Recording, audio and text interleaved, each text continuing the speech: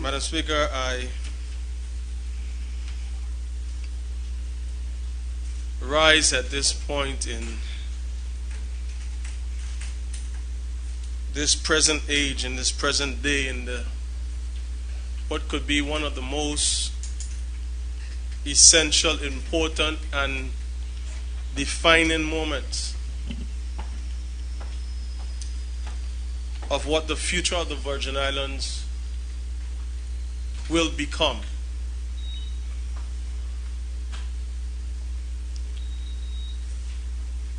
Because of the contents of what is in this proposed bill called the Virgin Islands Recovery and Development Agency Act of 2018. Madam Speaker, the last time I stood in this house, in December 13th of 2017, in what I believe to be was my place to speak, given the oath that I took to serve the people not only of the 2nd District but of the entire Virgin Islands community. I took an oath to stand first and foremost for the people. And what I said and the examples I used and the points that I raised were tried to be purported as being disrespectful and all manner of foolishness. But Madam Speaker, when I stand on conviction. I stand on principle. I stand unashamed and unapologetic because I know who I am. More importantly, Madam Speaker, I know whose I am.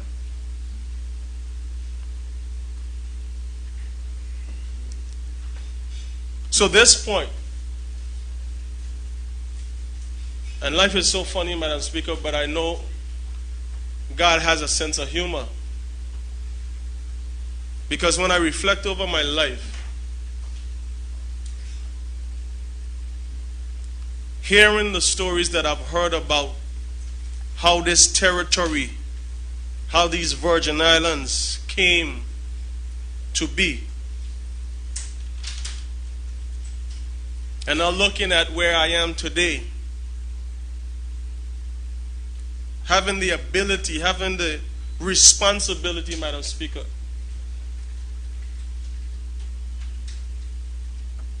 to be in a position elected by the people for the interests of the people,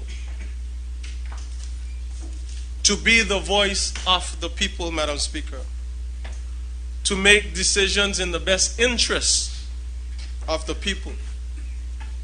Here I stand. Here I stand. Madam Speaker, leadership, as I've said before, leadership in its truest form is by inspiration. And those who can't lead will intimidate, manipulate, victimize, even try to use their money, status, and influence to push their agenda.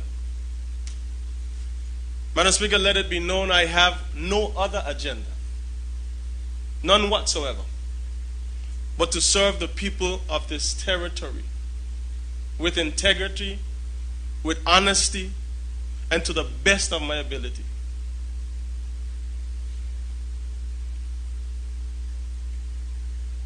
My name, Madam Speaker, which I bear the name of my father, except for the middle name, Melvin Mitch Turnbull, is affixed to a letter that was read on yesterday and was read again today. It was read yesterday by the member for the 3rd District, and it was read today by the Deputy Speaker and member for the 5th District. When I make decisions, Madam Speaker, I make them considering all things, thinking about every possible circumstance and outcome.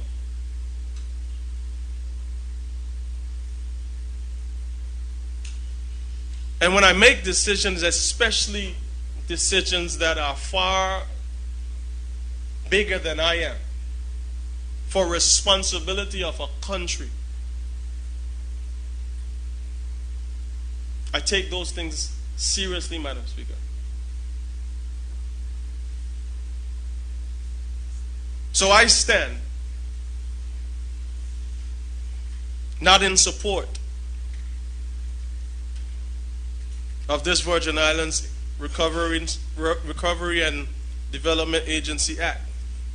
And I'll develop a little bit more to what was in that letter as to my why. Because I think a lot of times we get caught up with the how, the when, the what. But I think the most important question that we can ask is why. One of my teachers in biology in high school says, why ask why when why is why? Because it's a never-ending question. Madam Speaker,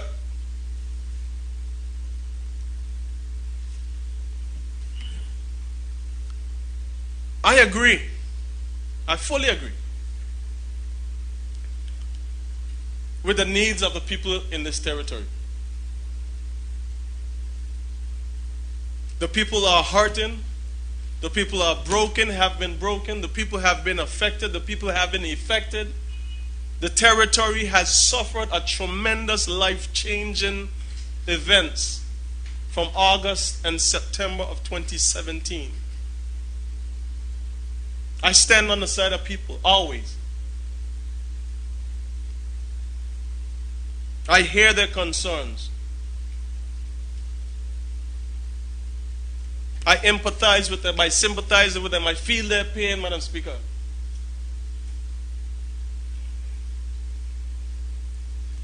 A lot of people want to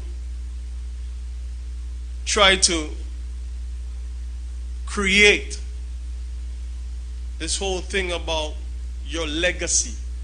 What would your legacy be? What would your legacy? If you get so concerned about your legacy and what people say about you, and you pay so much attention to the things that you try to do to impress people so that they can say things about you, if it doesn't come out of you naturally, Madam Speaker, then you are living a facetious life. I heard a message one time said, what comes out of you when you're being squeezed? When your back is against the wall and there's a Mack truck coming at you 60 to 80 miles per hour. What comes out of you? Madam Speaker, what comes out of me? What's inside of me? Love for people. Concern for their well-being. So there is no, and I reiterate, no hidden agenda with me, but only for love of country and love for these Virgin Islands. My life never did anything to be popular. Never did anything to make it about me. But my life, Madam Speaker, exemplifies service to the people. From serving the young people in church, to serving the young people that you coach, to serving the young people and mentoring them throughout my life. Helping people with their finances and their pensions and their investments. Madam Speaker, that's what I do. That's the family I come from. That's the fiber of who I am. I serve. That's all I'm created to do, serve. My purpose in this life, Madam Speaker, as I shared with the Rotary Club of Tortola on last Friday, celebrating their 50th year of service here in the territory. My purpose for being here in life is to influence the lives of young people so that they can have a better opportunity and be more equipped to face life and the challenges of life than I had. That's my purpose. Madam Speaker, we heard a lot of things over the last couple of days in this debate from the members that have spoken. The Minister of Health just wrapped up, and those before me on today. Yesterday, my brother and friend here on my right said, let's get on with it.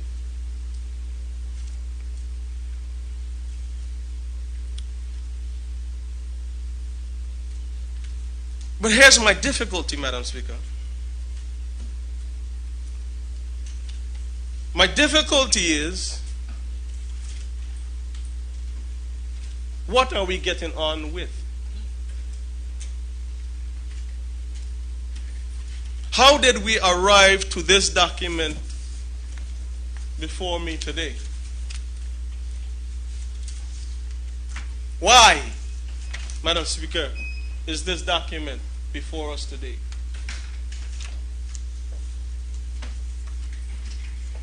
We have a problem, Madam Speaker, and we've had a problem because I've been saying it. What's that wrong? Can't end right. Well, you start bad, thing will end good.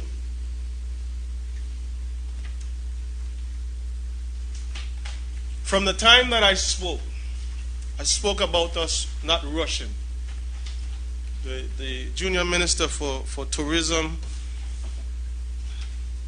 also says the same thing, that this country was built over the last 50 to 70 or 60 years thereabout. And it was built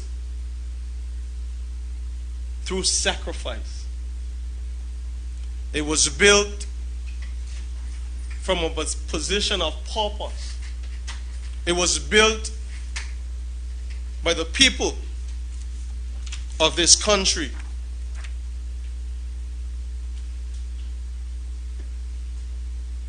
Who served in the leadership capacities before us. People like Dr. Wellington Tallman, CBE.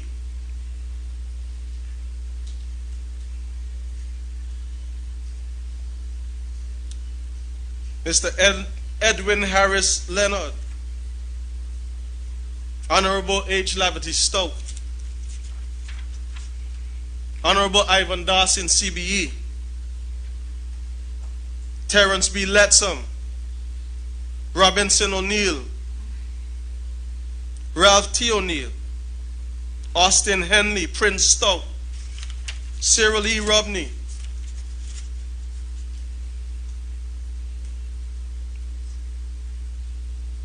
Mrs. Eileen Parsons. Just to name a few, Madam Speaker. We know the list. I have the list here of all the persons that have served this territory.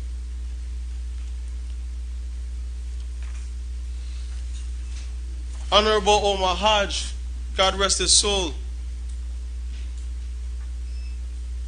But how will we get here to this point that we are in these Virgin Islands?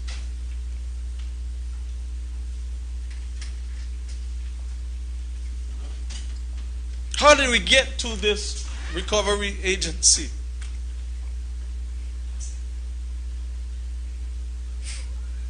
Madam Speaker, it was through visionary leadership.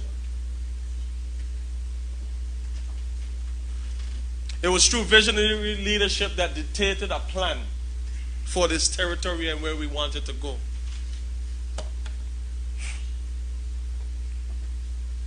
A plan, Madam Speaker, that as a sitting member of this honorable house, I do not and will not, for as long as I am allowed and entitled and given the opportunity to serve these people of this Virgin Islands, I will not and will not try to erase. The men and women that fought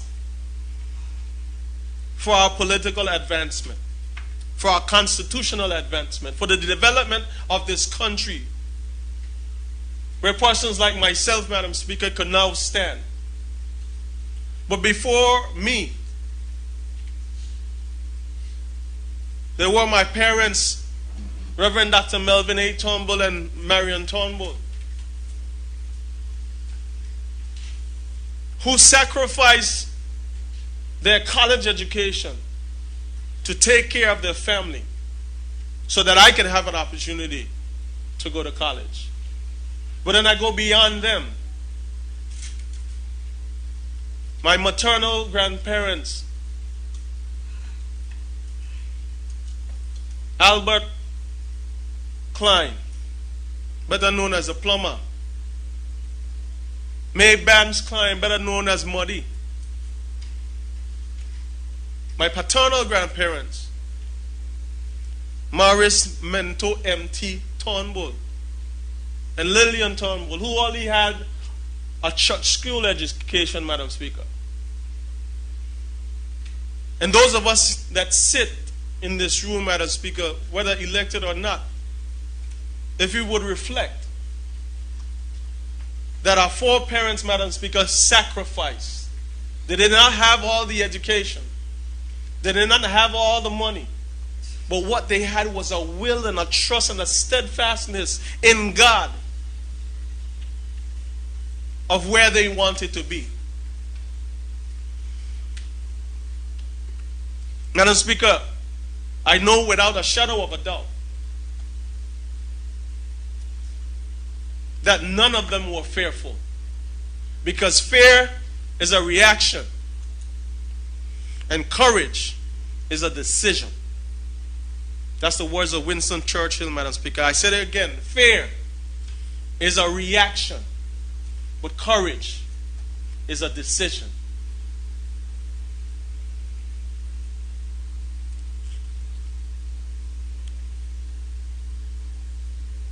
No, September of 2017.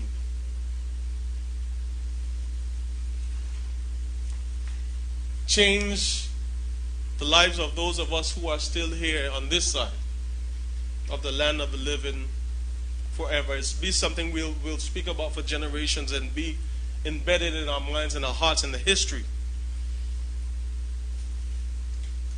But I remember in December saying, Madam Speaker, I feel like we're losing our minds. We're going crazy. Because everybody was in a rush, doing all manner of ungodliness. For all different reasons, Madam Speaker. Some of which have been self-serving. And when we continue on the same path, to make things about us, to make things about I, to make things about me. But Madam Speaker, we're forgetting the we, the people for which we have been elected to serve. The people of this Virgin Islands, Madam Speaker. I don't have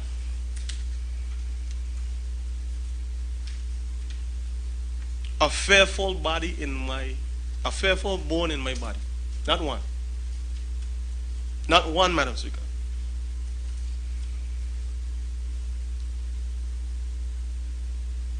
The Deputy Speaker spoke about the history and from a cultural aspect. And that's something, when you hear those stories, Madam Speaker, it's something that should awaken a passion in you as a Virgin Islander.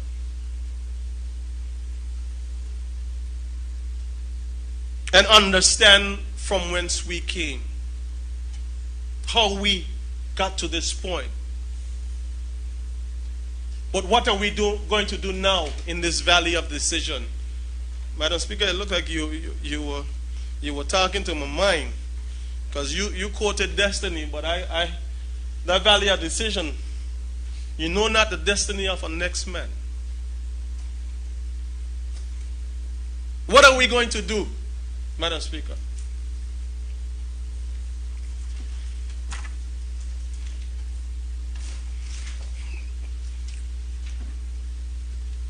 November,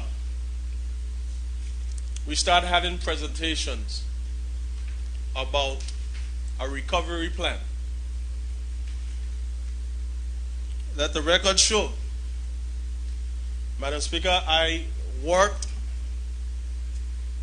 and have worked with PowerPoint presentations for over 25 years. Anybody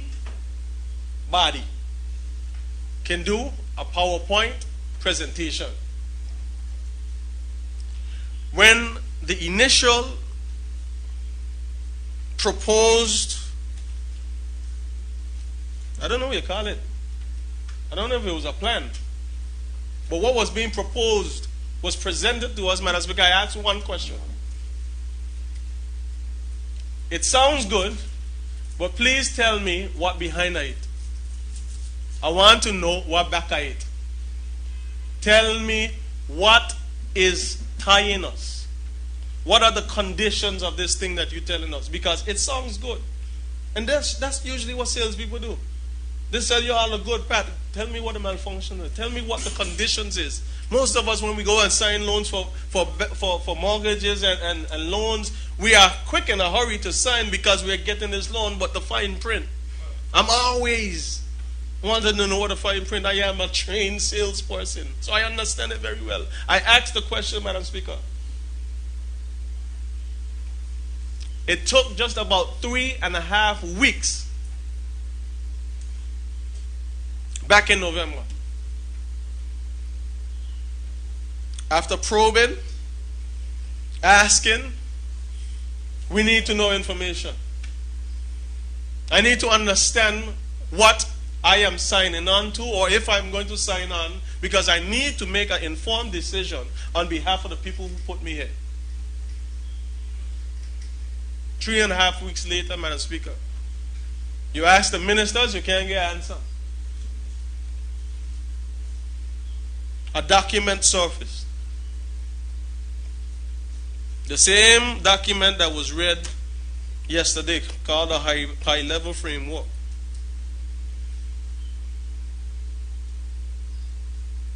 That laid out conditions, Madam Speaker, for this country. And I asked the question. People thought I was being facetious. I asked, who wrote this letter? Was it us or was it the UK? Because some of the things in there, I didn't know that the UK was that much involved in the running and the operations of the territory of the Virgin Islands. But out came this letter. Just about a week and a half, maybe 2 weeks later, decision was made. We're going to have stakeholders meeting. And we're going to get out into the public. Madam Speaker, I, together with some of the members in the backbench, asked the same question to tell them what? How are you going to a place where we're going to go to the communities, to the stakeholders of this country, and we the members, the sitting members, the elected members, Madam Speaker, don't understand what we're doing? How? I made it vehemently clear. Absolutely clear, Madam Speaker. Absolutely clear. That until I understood what we were doing, I didn't want to participate. I attended 5 meetings.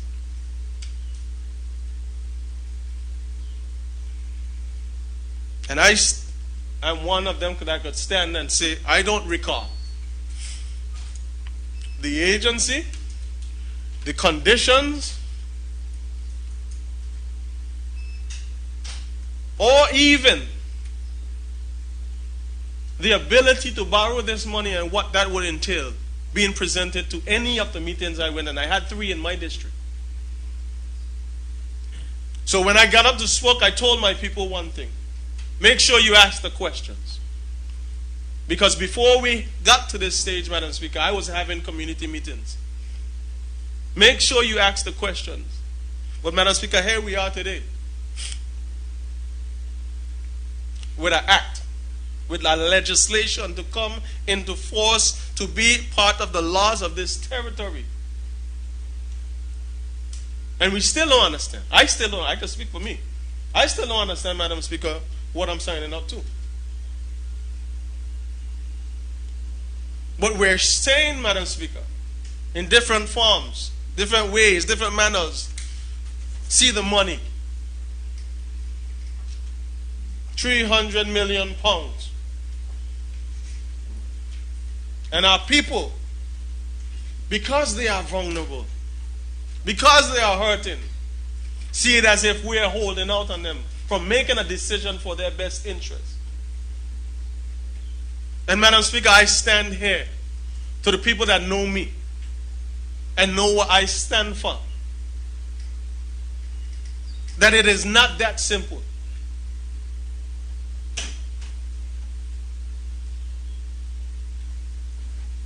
Let's get on with it.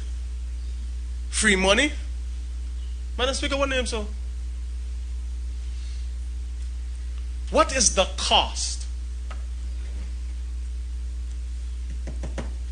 of this development, of this proposed development, of this agency? What is the cost that we're willing to give up to say we are getting back on our feet, or we are building back greener, better, stronger, or if I'm quoting the phrase correctly? What is the cost, Madam Speaker? That's the question that we must ask. What is the cost that we are willing to pay?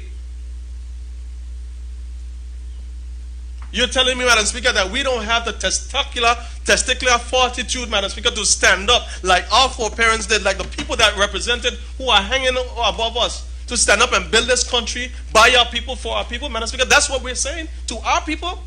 That's not what I'm saying, Madam Speaker. I will not stand on that side. I will not stand on that side, Madam Speaker. And I would encourage my people to understand that when I stand, especially when it has to do with money, it is not that simple. I heard my good friend and Deputy Premier said that God ain't going to give us more than we can bear. And he ain't going to send another storm like Irma and Maria. I will only advise my Deputy Premier, don't put yourself in position of God. Because God is God. And even sometimes if he have to kill you to save you, he will do it. We are in this place, Madam Speaker, we're talking about recovery. And when you listen to it intently, it seems that we are trying to recover what we had before. Irma and Maria destroyed us, Madam Speaker.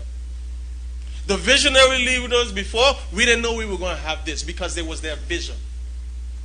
We are carrying on and living out a vision that was cast some 40, 50, or 60 years ago. Now we have an opportunity, Madam Speaker, as leaders, to cast a new vision for this country. And here we are, just looking for the first opportunity. The only option, Madam Speaker, that I've heard is to go the way that the UK have said. What about the other options? There are enough of us in here with education, Madam Speaker, to go from here to 100 years from now.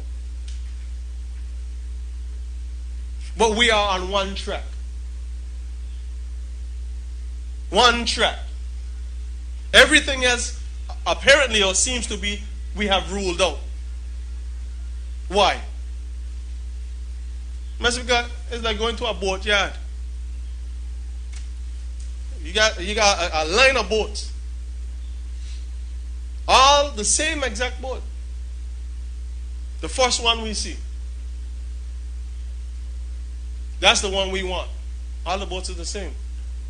This price is this price. We ain't going down to see if it's a different price, if it's a different rate, if it's different conditions. Matter of fact, we haven't even checked at home. Because what I don't understand, Madam Speaker, is as leaders of this country, you saying to me and to the people that we have contacted all the local lending institutions and even our own Social Security, and we haven't heard back from them, and that's it? And that's it. Madam Speaker, we could fool some of the people, some of the times. But we can't fool other people all the time. The people of this territory are well aware of what's happening. Given the fact, Madam Speaker, that we're not the most popular people in the world right now, there are those persons, Madam Speaker, who are still looking to some of us, who would stand on principle, who would fight and not give up the forward progress that we have gained for 300 million pounds. Madam Speaker, here's the issue I have.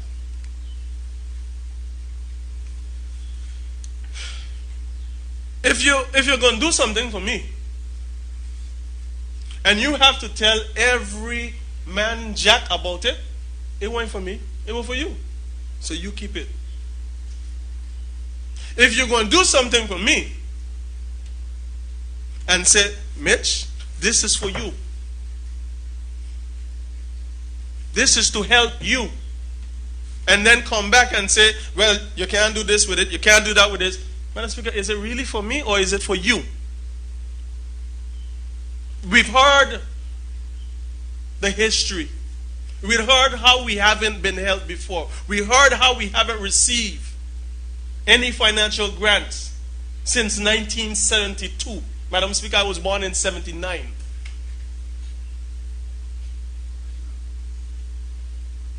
We haven't received them. But all of a sudden, we're in a state that we appear to be down and out. We appear to be vulnerable. We appear to be needy and desperate, Madam Speaker. But one thing I know about this people, my people, myself, who is a Virgin Islander, Madam Speaker, we don't take handouts. We are proud people. We stand, Madam Speaker, with our backs erect and our shoulders tall, Madam Speaker, and we work. The stories, Madam Speaker, of the people in this room, you could go from one end of this room to the next and listen to the stories of not just how they came, but their forefathers came, Madam Speaker, and you would understand that's what the culture, the fabric of a Virgin Islander is. So for us to be to this point where we seemingly are asked to lay down and accept all these conditions and do this and don't do that and whatever the case may be, Madam Speaker, all these letters that have gone out before,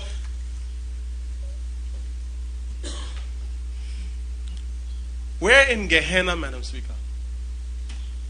And I asked the question was asked about this letter, this other letter from the Great House. Who gave him authority to speak on our behalf? Nobody. How is it that he is speaking on our behalf? It will be addressed. Then here comes a letter. He's speaking to the businesses of this country, saying what we have to do. And then this letter matches up with the high-level framework, matches up with all the other things that are here. And we are expected to just sit here and go kumbaya, Madam Speaker, not I. Not I. I will not sing kumbaya to that tune. Because there are a lot of things that haven't been said, and the people of the Virgin Islands do not know. We have been asking for information, Madam Speaker. It is not for the lack of asking. We just haven't been provided the information. But then we get a deadline set. Deadline set. Deadlines could be adjusted. They could be denied. But we're going full speed in a direction that we have to do this thing. And trying to fool off our people. And put some of our young people in positions, Madam Speaker, where they feel that this is the right thing to do. But they don't understand all the information, Madam Speaker. I plan to give them the information today. I will do it.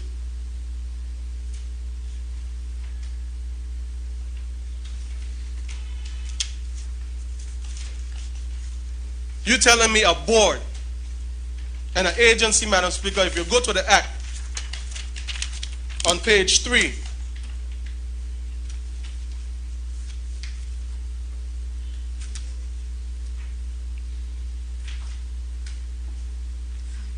number 1 says, this is hereby establish a body to be known as the Virgin Islands and Recovery Development Agency, referred to this Act as the agency, to perform its functions conferred on on it by or under this Act. Madam Speaker, here's the first question I have.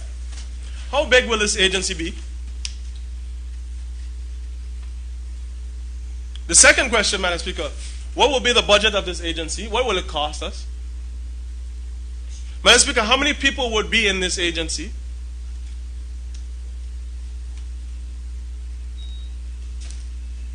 Are we created another government, Madam Speaker, putting ourselves in a position and our people in a position to set up this, another august body, to quote unquote be helping the country go forward, but then most of the money, just as we have a problem now with our recurrent expenses, is going to be caught up in wages. Are we serious? Nobody's asking these questions, Madam Speaker. But I'm going to ask them. So you talk about helping the people. How are you going to help the people when the very agency and board, we don't know the composition. We don't know how it's going to be set up. We don't know how many consultants, how many people are going to be brought in to advise the government or instruct the government rather on what or what not to do.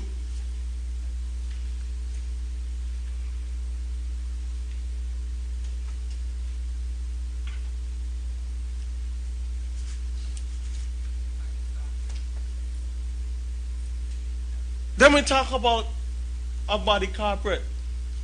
But we're supposed to set up this agency for us. It's supposed to be all legislation, all the things you hear them say. This is all thing for us. And they're saying, well, you haven't been doing what you were supposed to do anyway. That is true. We must admit that we haven't done all the things that we were supposed to be doing. But here's the next thing. Who is going to ensure that they're doing the things that they're supposed to do because they are body and a law unto themselves, accountable to no one? But it's good for us. And it's going to be instructing us. From the very onset of this presentation, Madam Speaker, things started working. Working group set up. These people being threatened on their job. This department wanting to know who these people are. I'm being questioned about people coming into this territory. When was it? 2 or 3 days ago, Madam Speaker, I went on a port. I was greeted by some gentlemen with badges on. And I said, good day. And they said, good day, why are you here? I said, I came to do business inside. They said, okay. I said, well, who are you? And they explained, Madam Speaker, who they were. But nowhere in none of these meetings that we've been having have I heard my leader say who these people are, where they're coming from, what they're coming to do. But they're here.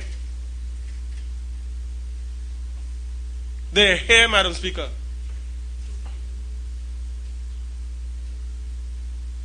How is it that this legislation hasn't been passed? It hasn't been approved. It hasn't even been debated, Madam Speaker, in this House. But things are already working, Madam Speaker. What are we doing?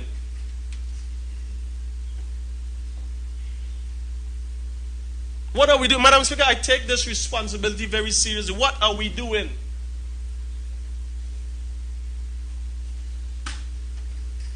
If we're not going to be accountable and responsible to ourselves, Madam Speaker, how is it that how we expect the people of this country to respect us? How is that possible?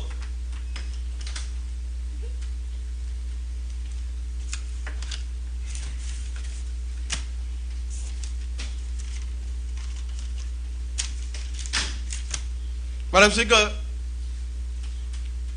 the ability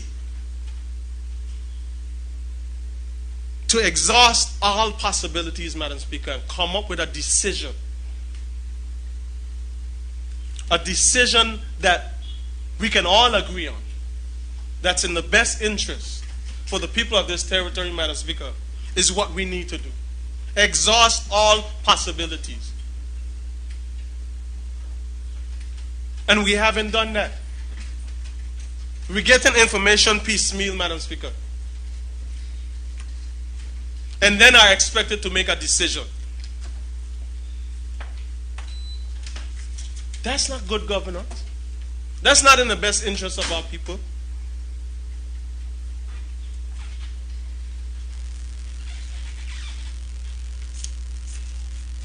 Madam Speaker, there are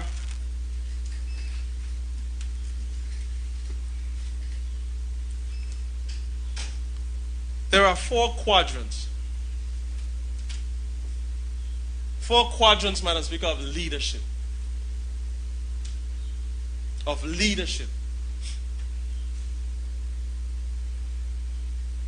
That I've been studying, that has been introduced to me, Madam Speaker. To be an effective and a good leader. And this is one of the things that, Madam Speaker, I am working to aspire to daily. A leader must be able to have a vision. After a vision, they must be able to make a decision. After the decision, they must have passion. And after passion, they must be disciplined to carry out their vision.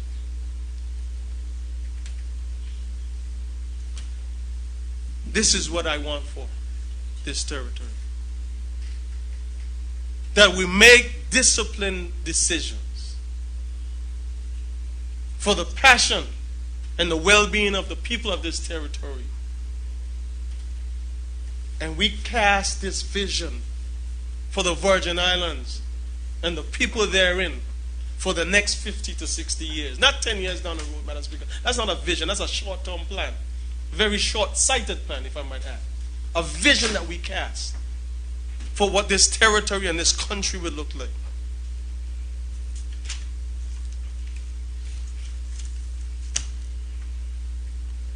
Madam Speaker, when it comes to the way that we are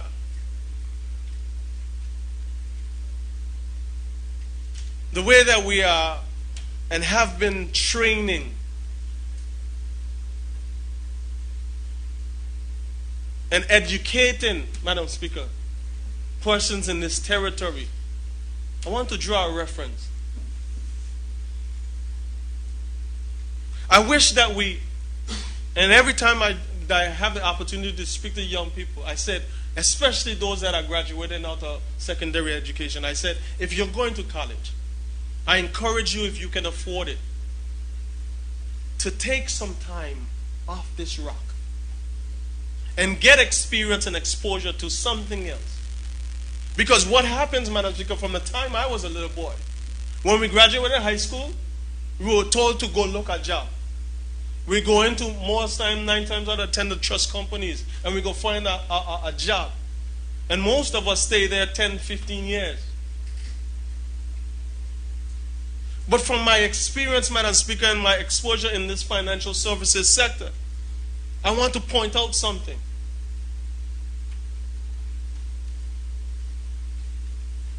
That the mental training that happens straight out of school and into the working world, and even when some of our children come, young people come back and professionals come back, we are trained to not ask for what we deserve. We always, I had this problem, Madam Speaker, because I used to do resumes for people. They want to know what is the average salary for this job. Madam Speaker, no average. What are you worth? What is your worth? I remember when I came home in 2005, Madam Speaker. I was hired. I was supposed to start my job on January 16th of 2006. I didn't show up till around the end of February into early March because I had a problem with what I was being paid. Because I understand and understood my value. Only until I agreed and we came to a mutual understanding and agreement, that's when I started. Because I understand my worth. When you look at within the private sector, Madam Speaker, you look at our people who are trained, our people who have the experience. When you look at the comparisons between what our people are paid and some of the expatriates are being paid, Madam Speaker, you understand what this is all about. We are not less than anybody else. We are not less than anybody else, Madam Speaker. What we need to do, Madam Speaker, and what we need to help our people do is understand their worth, their value,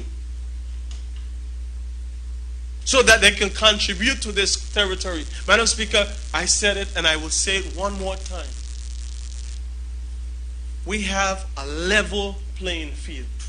There are more than enough opportunities for our persons and our people in this territory to become wealthy, to start their businesses, Madam Speaker, to be at the top. Because we've had enough education now. 50 years ago, I understand, you just had to find a job. But at this point, Madam Speaker, with all the education people we have in this territory coming back from school and here, we are at a position, Madam Speaker, and in a very opportune time where our people should be at the top positions, at the major firms and establishments and businesses within this territory.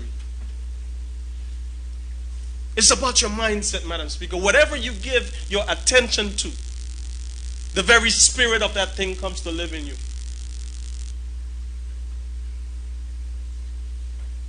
And I give my attention, Madam Speaker, to passion and love for this country. That's the only position I'm speaking from.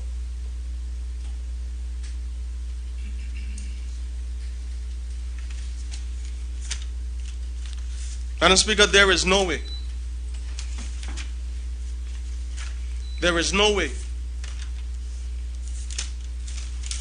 that I am going to stand here or just sit here and be silent.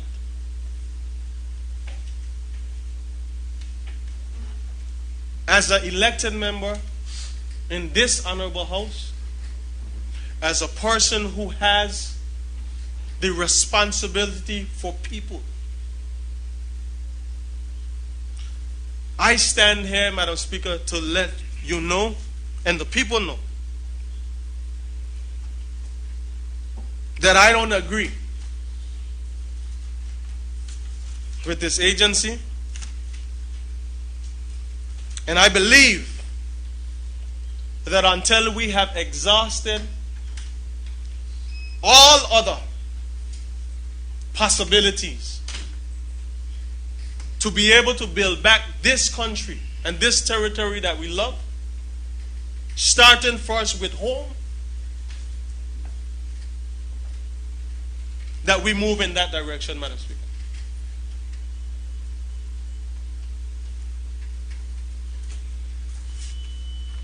Madam Speaker, I say it one more time. Fear is a reaction. Courage is a decision.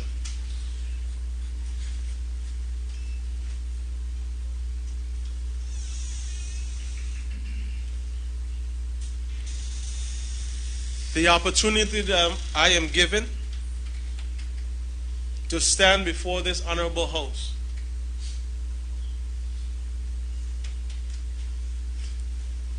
is not one that I take lightly. Is not one that I would just sit idly by and toe the line or go along with the status quo, because I have a voice And no man, Madam Speaker, is going to silence my voice. I am accountable first to God, second to my family, and then to the people that elected me for this country. That's it. That's my order, Madam Speaker. You don't have no other order for me.